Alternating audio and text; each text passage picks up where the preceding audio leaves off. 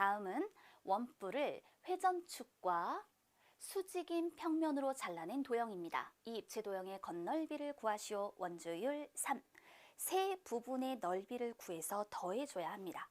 우선 이 위에 있는 면의 넓이, 또 아래쪽에 있는 면의 넓이, 그리고 옆을 둘러싸고 있는 면의 넓이를 구해서 이들을 더해주면 입체 도형의 겉넓이를 구할 수 있죠. 자, 위에 있는 면과 아래에 있는 면은 원이기 때문에 원의 넓이를 구하면 되는 거니까 큰 걱정이 없어요. 근데 이 옆을 둘러싼 면의 넓이는 어떻게 구해주어야 하는 걸까요? 그래서 다음과 같이 우선 우리가 알아야 될 것들을 확인해 보도록 하겠습니다. 원뿔이 있습니다. 원뿔의 모선이 4cm고 밑면인 원의 반지름이 1cm예요. 원뿔의 전개도에서, 자, 이것이 바로 원뿔의 전개도죠. 근데 보니까 밑면은 그대로 원인데 옆면은 펼쳐서 그랬을 때 부채꼴이 된단 말입니다. 그럼 원뿔의 모선은 이 원뿔의 전개도에서는 부채꼴의 반지름에 해당이 된다라는 걸 확인해 볼 수 있어요. 그렇다면은 옆면인 부채꼴의 이 호의 길이는 어떻게 구할 수 있을까요? 이건 밑면인 원의 둘레와 같습니다. 밑면인 원의 반지름이 1cm이기 때문에 얼마든지 옆면인 부채꼴의 호의 길이를 구할 수 있게 되는 거예요. 또 이것도 한번 살펴볼게요. 모선의 길이 곱하기 2, 그럼 모선의 길이가 4cm죠. 곱하기 2를 하면 이렇게 생긴 원의 지름이 되겠네요. 거기다 3.14를 곱하면 이 큰 원의 원주가 될 겁니다. 그러면 그 원주에다가 360도분의 옆면인 부채꼴의 중심각의 크기, 이거를 곱하게 되면 그럼 이게 바로 뭐가 돼요? 바로 이 옆면인 부채꼴의 호의 길이와 같게 된다라는 거죠. 그런데 그 옆면인 부채꼴의 호의 길이가 우리는 앞서서 밑면인 원의 둘레와 같다라고 얘기를 하였어요. 그럼 밑면인 원의 반지름의 2배에 3.14를 곱하면 되는 거구나 라고 얘기해 볼 수 있겠죠. 그러면 자, 요 등호의 왼쪽 오른쪽에 2 곱하기 2하고 곱하기 3.14가 똑같이 있으니까 요것들을 싹 지워놓고 남아있는 것을 한번 생각해 보도록 하겠습니다. 뭐가 남아있나요? 모선의 길이 곱하기 360도분의 옆면인 부채꼴의 중심각의 크기. 자, 요게 남아있죠? 이것은 무엇과 같다? 밑면인 원의 반지름과 같구나. 바로 이것을 알 수 있어요. 그럼 모선의 길이가 4 곱하기 360도분의 중심각의 크기는 밑면인 원의 반지름과 같다라고 얘기를 했으니까 바로 이것이 무엇이 되어야 합니까? 1로 표현이 되어야 한다라는 거죠. 그렇다면 이 경우에 이제 중심각의 크기를 구해볼 수 있겠네요. 자, 중심각의 크기는 어떻게 구할까? 왼쪽, 오른쪽을 똑같이 4로 나누는 거예요. 그죠? 그랬더니 4분의 1 이렇게 표현이 되고요. 그 다음에 왼쪽, 오른쪽에 360을 똑같이 곱해주는 거예요. 그러니까 이렇게 360도 곱하기 4분의 1이라고 표현이 되는 거란 말입니다. 따라서 이 중심각의 크기를 구할 때에는 360도 곱하기 모선의 길이분의 밑면인 원의 반지름이라고 표현을 해주면 되겠구나.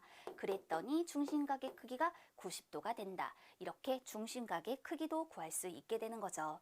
전개도에서 부채꼴의 중심각의 크기를 구할 수 있구나. 원뿔의 모선과 밑면인 원의 반지름을 알 때 구할 수 있는 것을 확인해 보았답니다. 그럼 문제를 다시 보세요. 우리는 이 위에 있는 면의 넓이 1, 아래쪽에 있는 면의 넓이 2, 이 두 개는 원의 넓이를 구하는 방법을 통해서 쉽게 해결이 가능합니다.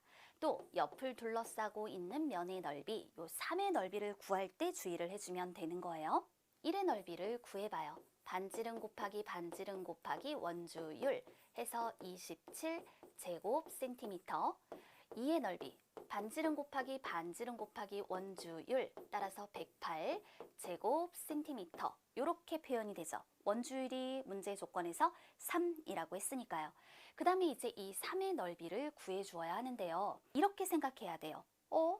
이 원뿔, 처음에 있었던 원뿔 커다란 원뿔, 이것을 펼쳐서 그린다. 그러면 옆면은 펼쳐서 부채꼴이 된다라고 얘기를 했죠.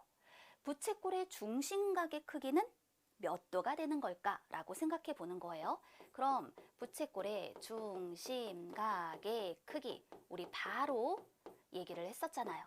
360도 곱하기 무엇분의 모선의 길이, 이 모선의 길이가 부채꼴을 그렸을 때에는 반지름에 해당이 된다라고 했습니다. 그러면 모선의 길이분의 밑면인 원의 반지름의 길이, 이렇게 표현을 해주면 되는 것이더라. 그랬더니 이거 뭐가 되나요? 약분 이렇게 해주니까 72에 3을 곱해 216도가 된단 말입니다. 그렇다면 우리 216도 부채꼴 그려서 나타내 볼 수 있겠네요. 자, 여기가 216도인 거예요. 됐지요? 그러면 이 반지름의 길이는요, 원뿔의 모선의 길이가 됩니다. 10cm 이렇게 표현이 될 거란 말이죠. 그런데 지금 회전축과 수직인 평면으로 잘라냈어요. 잘라낸 부분 원뿔이잖아요. 그럼 이 잘라낸 부분의 옆면도 펼쳐서 그리면 이와 같은 부채꼴이 되겠네요. 그랬더니 이 길이가 5cm, 여기 이 길이만큼, 그럼 이 부분이 5cm 이렇게 표현이 되는 것과 같지요. 그럼 큰 부채꼴의 넓이에서 이 작은 부채꼴의 넓이를 빼주면 되는 거네요. 큰 부채꼴의 넓이는 반지름 곱하기 원주율 곱하기 360도분의 중심각의 크기, 이렇게 표현이 될 거고, 여기서 빼자. 작은 부채꼴의 넓이 5 곱하기 원주율 곱하기 360도분의 216도, 이렇게 표현이 될 거란 말이죠. 그러면 10 곱하기 10에서 5 곱하기 5를 빼세요. 100에서 25를 빼니까 75죠. 여기다가 이 부분이 지금 공통이니까 곱하기 3 곱하기 360도분의 216도라고 표현해주면 되는 거예요. 자, 72로 나누면 3, 72로 나누면 5, 5로 나누면 1, 15. 그럼 15에 3을 곱해 45, 45에다가 3을 곱해주죠. 5, 35, 4, 32, 135 제곱 센티미터가 되는구나. 따라서 이 입체 도형의 건널비는 1, 2, 3을 더해주면 되는 것이다. 27에 108을 더하고 여기에 135를 더해주면 되는 거죠. 그럼 135에 135를 더하니까 270 제곱 센티미터가 되었어요. 이 입체 도형의 건널비를 구하여 270 제곱 센티미터로 답하면 됩니다.